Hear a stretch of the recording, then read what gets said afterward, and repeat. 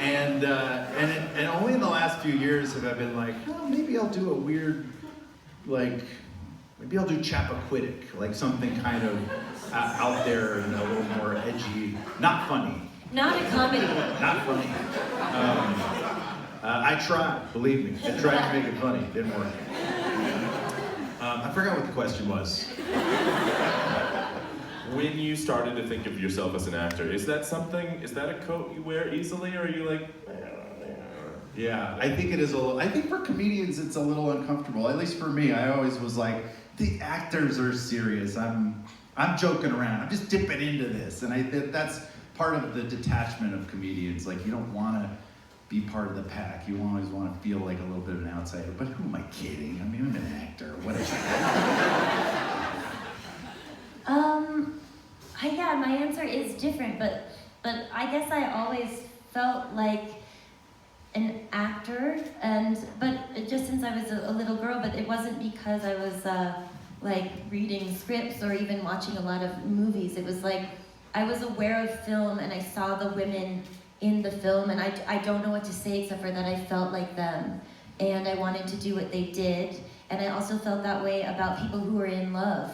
That, like, whether or not I was acting or whether or not I was loving someone, I've always felt like an actress, and I've always felt like a sweetheart, somebody's sweetheart. And it feels to me like my purpose of being in my life, or I don't know, is to perform and to be a part of love, and private love and public love. And those are really the essential things that I want. And the one thing that's hard for me is that, why am I so emotional right now? It's the altitude. I'm really...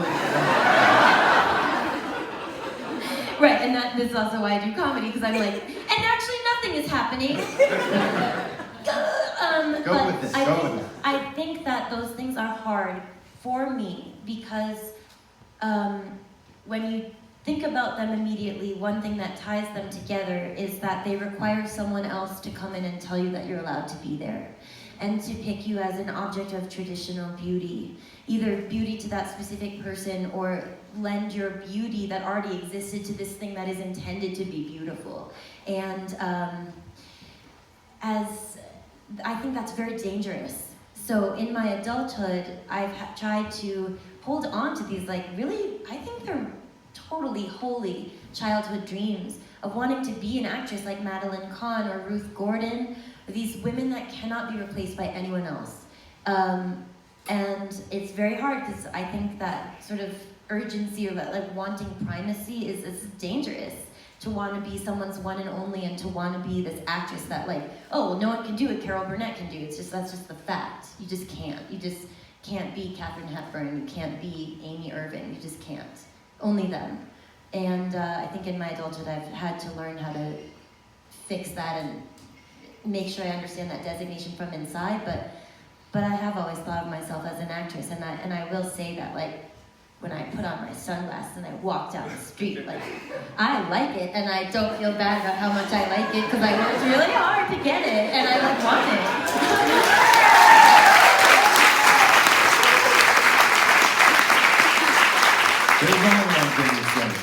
There's only one Jenny Slate. Yeah, I'm the lady that threw up at your wedding. I was like, congratulations! I've known Jenny we've known each other for years and years, and we're dear friends. And who is this Jenny Slate that I'm hanging out with, having the deepest conversations with? No, that's not true. We've had a lot of deep ones. Well, that's correct. We've got... That's what one of my best friends said. It's not. We've had a lot of deep combos. Jenny is actually, I don't call her Jenny, I call her Kramer. Yes. You can say why. I'm not embarrassed. Well, you shouldn't be. It's well, Kramer obviously is a character from Seinfeld. Great show. Cult classic. There was a period of time, maybe a year or less, a little bit. A couple of years ago. Yeah. Well, but how long? A year. It lasted about a year. Jenny moved into a place right across the street from where my family lives, and she was our Kramer.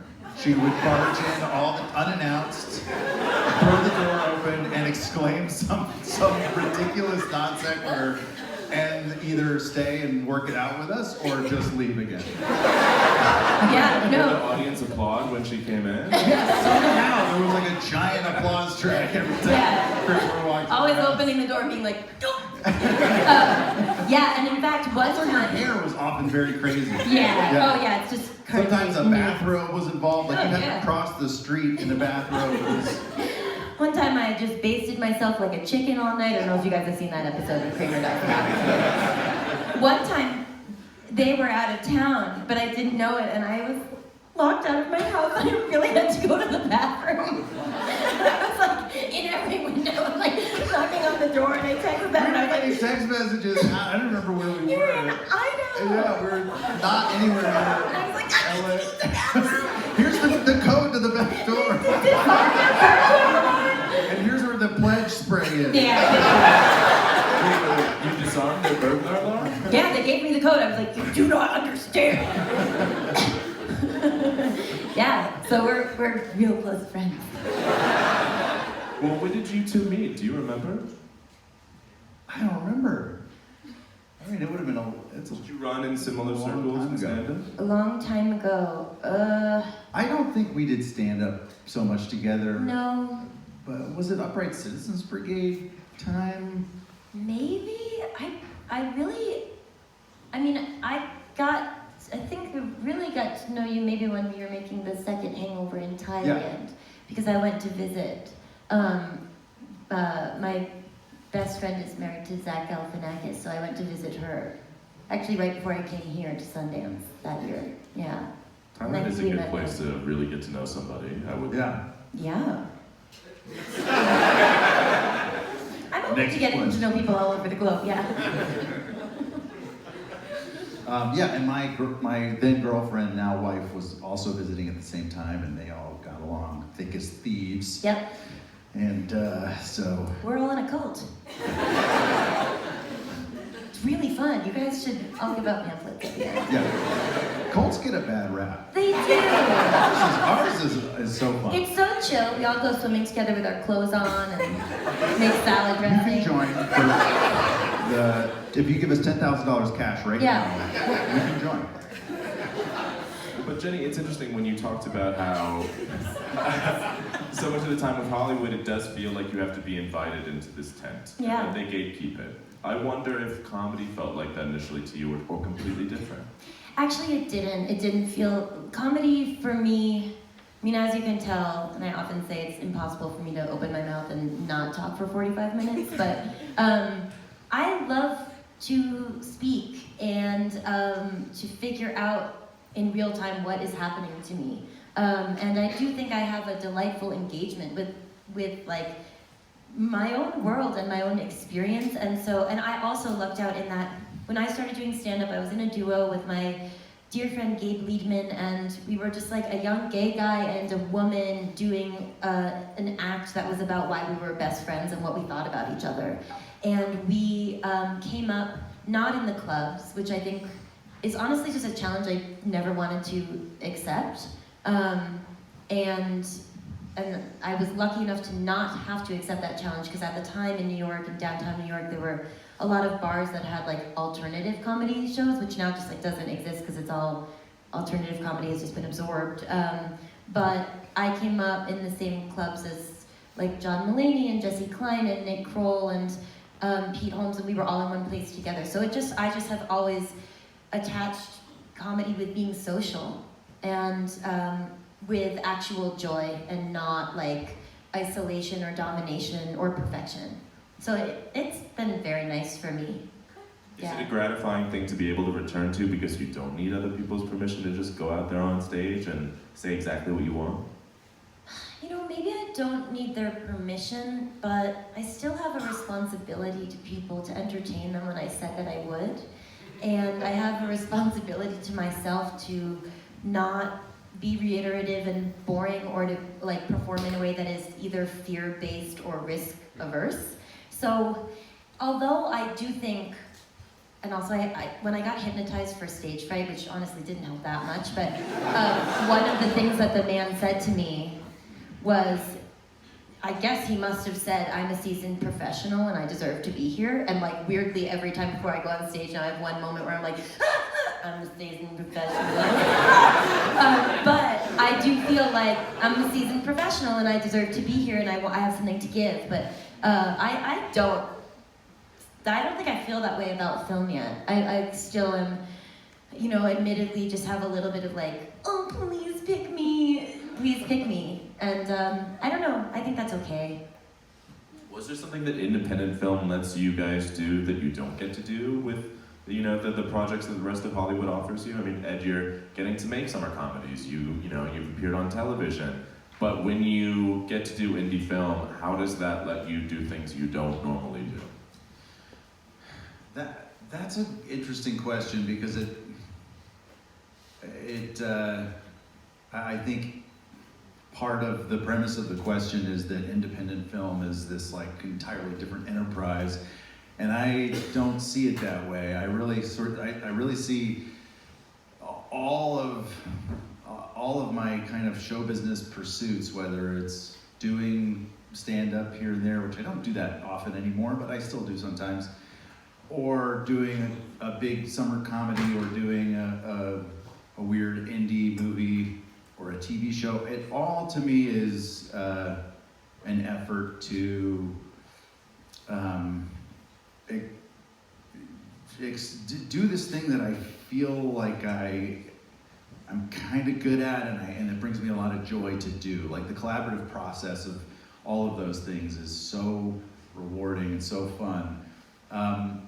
I think, so just the short answer to that question is I don't look at independent film as like an opportunity to do something different. I just see it as sort of another avenue to do, to chase creative joy. And it happens to be a very flexible one in a place where weird stuff happens a lot. And I got to do a movie this year about cannibalism. So that was, that's So awesome. brought you joy. Yeah. That's why I do independent movies, is to do cannibalism. I should have just said that. Your craft service table is just like legs. Like, you have like an assistant with like a plate of little fingers. obviously. Like, do you want a nibble? You want something with Yeah. Fingers. Finger food. Finger food. Yeah, and it's still fingers. Jenny, do you feel the same way? Does there feel like there's not a big difference to you between independent film and big studio product, or are you getting something different out of each? I am getting something different out of each, and really my like big studio films that I do are cartoons. Yeah, and I love them. I like absolutely love doing them, and sort of stumbled into that. It's been a wonderful way for me to understand how to like be specific in a performance, and also not have to worry about like any sort of vanity. That like to really push all of my concerns onto like, is this good or not? Is it entertaining? Is it funny? Is it sweet? Is it, you know, because usually I'm playing like a dog. But yeah, and I haven't been in any like big studio comedies really. Which I don't understand. Yeah, I haven't really found any parts for me that seem like they match my ideology, and that they seem like something I want to do. I don't want to play someone's wife who's very understanding while they like decide to do something weird in a school or something. And I don't really want to play a woman who's like fun, but all of her friends decide to have an intervention because she's like only eats Oreos even though she's like still skinny and like smokes a bomb when she wakes up. Like, I don't know that person. And I think that those movies are great, but I actually they don't feel great for like a feminist world that I want to see. And I really think that there can be mainstream big Hollywood movies, like Bridesmaids, for example, where it's just like full of joy and it's just totally unique. But then I think that the problem is that something like that becomes really financially viable, and then you have a lot of like derivatives of that are not as soulful and as thoughtful. And it's a really dangerous game when something that has been totally marginalized then becomes commercially viable, and things need to happen quickly. And so I'm just very careful. But I don't know, sometimes I like watch things that I might have been asked to be in and I'm like, oh fuck. I'm like, I want a pool, darn it. I don't know, so I'm figuring it out. Well, yeah, it's an interesting thing to sort of go back and forth between smaller and bigger projects. I mean, very well could be that over the next year, articles could just refer to you as Venom actress Jenny Slate. Maybe. Go for it. How are both of you? Venomous actress. Wow, Ed, let's talk after. That was really rude. or badass. There it is. All right. The both of you have, sort of hands in many different pots. You work in film, you create on your own, you have a pottery studio. Yes, pottery, yes, you're ceramicist, as we know. Do you feel job security, or is this a business where no matter what, it's essentially like freelance gig after freelance gig, and there's anxiety that comes with that? I don't know. I think any creative profession, it's so hard to feel a sense of security. And I say that knowing that I'm such a lucky participant in this business, and that and I've had so many wonderful opportunities. And people might look at my career and be like, "There's insecurity? That's crazy." But I think it just has to do with the amount of it that you're kind of exposed in a creative profession. You're really pretty vulnerable, and you're getting feedback all the time, whether you want it or not, and it's not always good, and sometimes you just can't control the way your brain is going to process certain feedback or certain cues out there. And so even though if you did the math, you could say, wow, Ed, you have a really secure profession. I don't necessarily agree with that. I certainly don't feel that way all that often. But I found a certain amount of peace with that, and I kind of like it because it keeps my fire lit and keeps me kind of hungry and keeps me excited to keep proving myself, and it's why I'm looking at so many different opportunities now, aside from the big comedies that I think people associate me with. So yeah, it's the real answer is I don't know. I don't know if it's possible to know how secure you actually are at any point in your career. But it rarely feels that way. There are fleeting moments where you're like, oh yeah, oh this is good. Like I'm gonna be fine. And then like a week later, there's some cue, someone in your family says something, some article comes out, and you're like, oh god. So yeah, it's a roller coaster.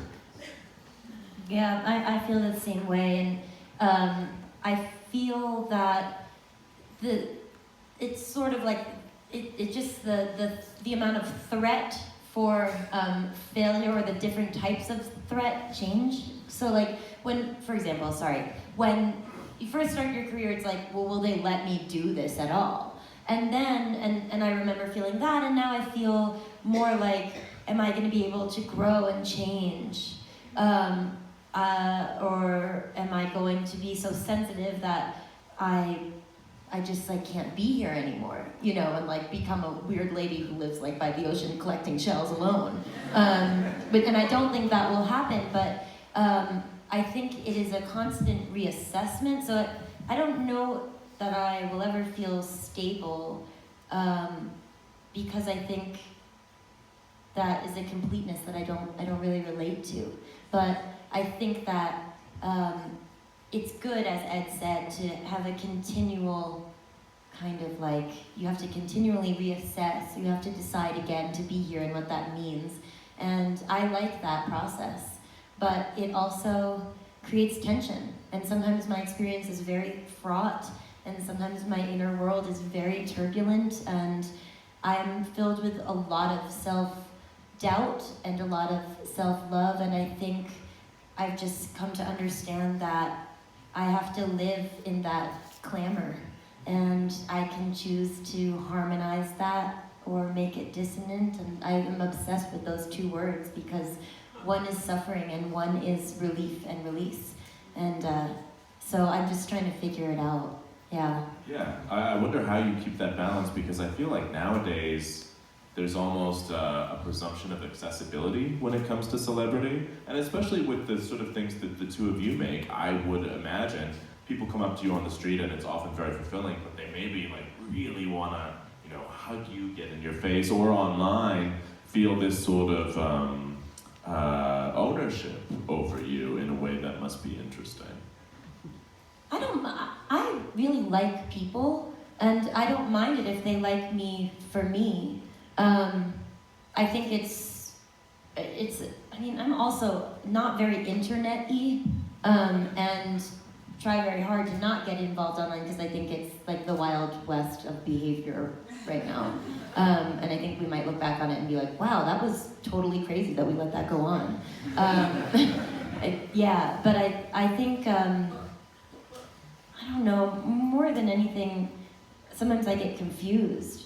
And actually, the last time I was here, someone like chased me down the street and they were like, "Jay, you need to sign this." And I was like, "Oh my God," and I turned around and it was a picture of Michaela Watkins. And I was like, what is that? Like, it wasn't even me. And like, there is that thing of just like, but do you know who I am, or do you just think I represent some sort of cultural value that you're just gonna hoard right now and then figure out how to sell online? And that I won't be a part of. And I won't be a part of something that presents as fandom, but is just predator and prey.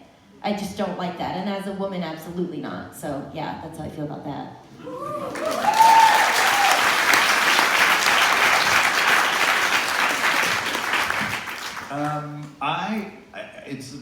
I go back and forth, and sometimes I'm delighted, but I feel like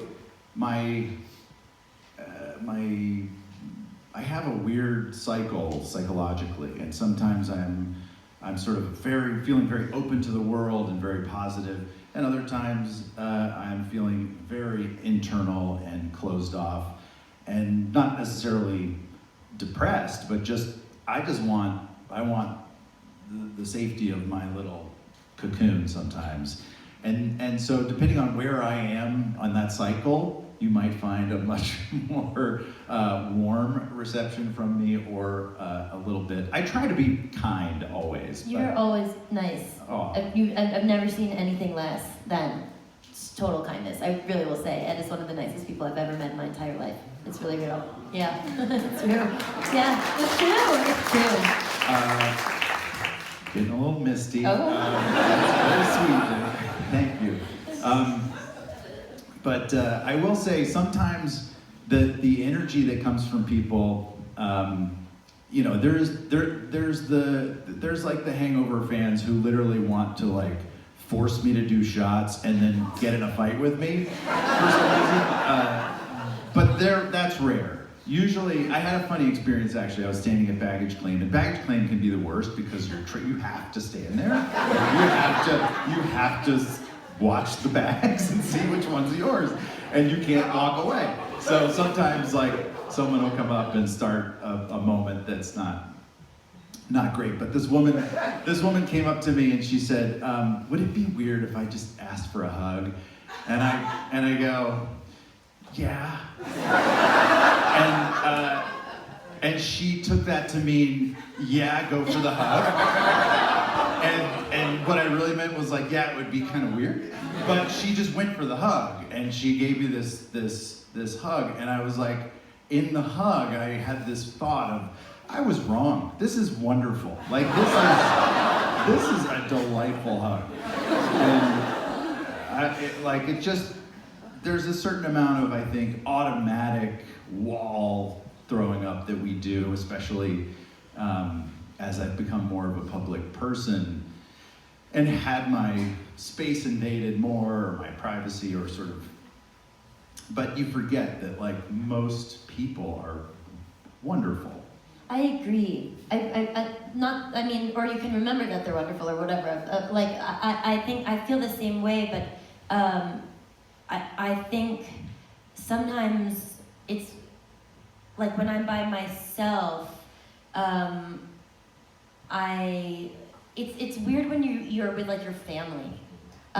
Just because I sometimes will feel separated from my family if something occurs, but and they suddenly see me as this person. My parents also like don't really watch my work very much. Is that good or bad? I honestly don't know why I don't care. I've like tried to figure it out and I just like get so bored. I'm just like, I don't know. I don't know why. They sometimes watch it, but sometimes not. And they've never seen the show Parks and Rec. And we were at at a restaurant, and someone came up to me, and they were like, "You're the worst." And my mom was like, "How dare you!" No. It's a thing. It's a thing, you know. It's a band. Yeah.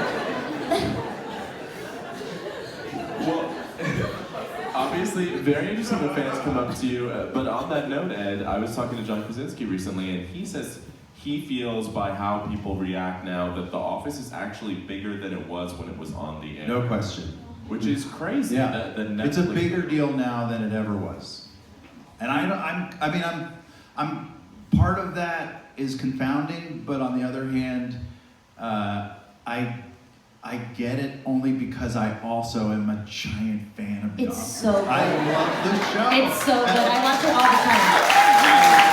So the fact that it's on Netflix now, and I hear from really young people who were barely born when it started, if at all, then they're watching it and they'll say like, "Oh, my whole class, my whole grade is binging The Office," and sometimes they'll even be like, "This is the third time we're like all binging the show." I mean, it's crazy, and I think that it speaks to the community on that show, because the characters on the show didn't necessarily all like each other, but they could rely on the fact that they were gonna be there the next day. They were always gonna be there. And there was an ebb and flow of affection between characters. Sometimes they liked each other, sometimes they didn't. But no one, except for Toby, was truly terrible.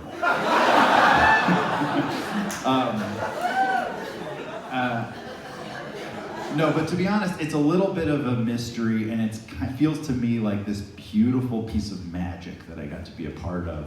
And I'm so proud of my association with that show, and I just love that people still love it. John Krasinski was telling me that he met a woman who said, "Oh, my 11-year-old daughter just threw an Office slumber party where everyone like picks an Office character." And he's like, "Wow, that's so crazy." And she's like, "No, the crazy part is they do it every weekend." Oh my God, that is crazy. You know what else is crazy? My niece, who's 13, dressed as an Office character for Halloween, didn't tell me. My sister told me, and she was Jim. But it's actually kind of cool, because my niece is like, she doesn't talk to me about The Office, but I just know from my sister that she's a big fan, which I think is pretty great. Before I open it up to questions from the audience, I don't know if you guys have seen Jenny's film, The Sunlit Night, yet, but watching this film, there is a baby goat in it, a pretty key supporting character in my opinion, and I really just want every single baby goat story you can tell me from making this film. Well, the baby goat was very cute. We went to a couple of goat farms in the Arctic to cast the goat. And well, first of all, it was like an actual baby goat, and baby animals grow really quickly. So like it got a lot bigger. You know, it was like one day when, I don't want to ever body shame anyone, but the goat, I got there one day and I was like, ooh, you're out of shape. But that goat, so, I mean, the goat was very gentle, and the reason why I love the goat is because it was able to be soothed. It was like, obviously you put a goat in a little camping trailer and it's just like, absolutely not, 100% no, and like goes crazy. But it was able to be soothed, and like I did that. And that's a crazy way to start a scene, is to just be holding a small baby animal and you can feel its heart and you can like feel its tremor. And then like you start to make like the sound of the ocean, or like a soothing, just like a and then the goat is like just like relaxes. And I think that I feel wonderful when I can soothe something else. It's really nice. I don't know,